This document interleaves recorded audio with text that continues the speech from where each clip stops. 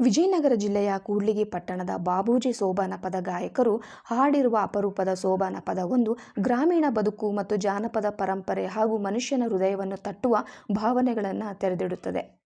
ಈ ಸೋಬಾನ ಪದದಲ್ಲಿ ಆಕಳು ತನ್ನ ಬಂಜೇತನ ಹೋಗಲಿ, ತನಗೊಂದು ಮಗು ಕರುಣಿಸಲಿ ಎಂದು ಬೆಟ್ಟದ ಶಿವನ ದೇವಾಲಯಕ್ಕೆ ತೆರಳಿ ಶಿವನನ್ನು ಕಣ್ಣೀರಿನಿಂದ ಬೇಡಿಕೊಳ್ಳುವ ಸನ್ನಿವೇಶವನ್ನು ಮನಮುಟ್ಟುವ ರೀತಿಯಲ್ಲಿ ಹಾಡಲಾಗಿದೆ.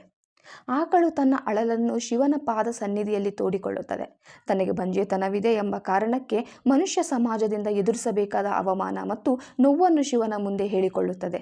ಧಾನ್ಯಗಳನ್ನು ಬೀಸುವ ಸಂದರ್ಭದಲ್ಲಿ ಬೀಸಿದ ಧಾನ್ಯಗಳನ್ನು ತಿನ್ನಲು ಹೋದಾಗ ಗೊಡ್ಡಿ ಆಕಳು ಎಂದು ಹೇಳಿ ಬೀಸುವ ಕಲ್ಲಿನ ಗೂಟದಿಂದ ಹೊಡೆದಿರೋ ಶಿವನೇ ಎಂದು ಆಕಳು ಅಳುಳನ್ನು ತೋಡಿಕೊಳ್ಳುತ್ತದೆ. ಅದೇ ರೀತಿ ಹಕ್ಕಿ ಕುಟ್ಟಣದಲ್ಲಿ ಅಕ್ಕಿ ತಿನ್ನಲು ಹೋದಾಗ ಬಂಜೆ ಎಂದು ಒನಕೆಯಿಂದ ಹೊಡೆದು ಹೊರಗೆ ಕಳುಹಿಸುತ್ತಿದ್ದರೋ ಶಿವನೇ ಎಂದು ತನ್ನ ನೋವನ್ನು ಹೇಳಿಕೊಳ್ಳುತ್ತದೆ. ಹಾಗೆ ಮುಂದೆ ಆಕಳು ಕುಂಟನಿಗೂ ಕೂಡ ಶಿವನೇ, ಕುರುಡನಿಗೂ ಕೂಡ ಶಿವನೇ, ಬಂಜೆ ಎಂಬ ಸಲ್ಲ ಬಿಡಿಸಯ್ಯ ಶಿವನೇ ಎಂದು ಶಿವನನ್ನು ಕರುಣೆಯಿಂದ ಬೇಡಿಕೊಳ್ಳುವ ಸನ್ನಿವೇಶವನ್ನು ಸೋಬಾನ ಪದದಲ್ಲಿ ಕಟ್ಟಿಕೊಡಲಾಗಿದೆ. ಆಕಳ ಮೊರೆಯನ್ನು ಕೇಳಿದ ಶಿವನು ಕೊಟ್ಟರೆ ಕೊಟ್ಟೆನು, ಕೊಡದೇ ಇದ್ದರೂ ದೊಡ್ಡದಲ್ಲ, ಆ ಮಗ ನಿನಗೆ ಉಳಿಯುವುದಿಲ್ಲ ಎಂದು ಸಂಜೆಗೆ ಹುಟ್ಟಿ ಮುಂಜಾನೆ ಸಾಯಲಿ ಎಂಬ ಅರ್ಥದ ಮೂಲಕ ಆಕೆಯ ಬೇಡಿಕೆಗೆ ಉತ್ತರಿಸುವ ಸನ್ನಿವೇಶವೂ ಕೂಡ ಈ ಜಾನಪದ ಪದದಲ್ಲಿದೆ.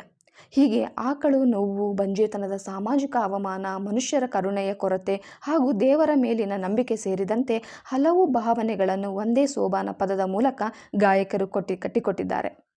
ಇಂದಿನ ಆಧುನಿಕ ಯುಗದಲ್ಲಿ ಇಂತಹ ಸಾಂಪ್ರದಾಯಿಕ ಸೋಬಾನ ಪದಗಳು ನಿಧಾನವಾಗಿ ಮರೆಯಾಗುತ್ತಿರುವ ಸಂದರ್ಭದಲ್ಲಿ ಕೂಡ್ಲಿಗಿಯ ಬಾಬೂಜಿ ಸೋಬಾನ ಪದ ಗಾಯಕಿಯರು ಇವುಗಳನ್ನು ಹಾಡುತ್ತಾ ಜಾನಪದ ಪರಂಪರೆಯನ್ನು ಜೀವಂತವಾಗಿಸಿರುವುದು ವಿಶೇಷವಾಗಿದೆ.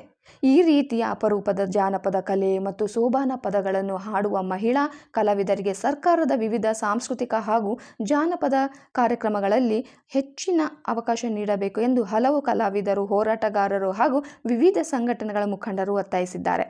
ತಲೆಮಾರುಗಳಿಂದ ಬಾಯಿಂದ ಬಾಯಿಗೆ ಹರಿದು ಬಂದಿರುವ ಇಂತಹ ಸೋಬಾನ ಪದಗಳು ಕೇವಲ ಹಾಡುಗಳಲ್ಲ, ಅವು ನಮ್ಮ ಗ್ರಾಮೀಣ ಬದುಕು, ನೋವು, ನಂಬಿಕೆ ಮತ್ತು ಜಾನಪದ ಸಂಸ್ಕೃತಿಯ ಜೀವಂತ ದಾಖಲೆಗಳಾಗಿವೆ.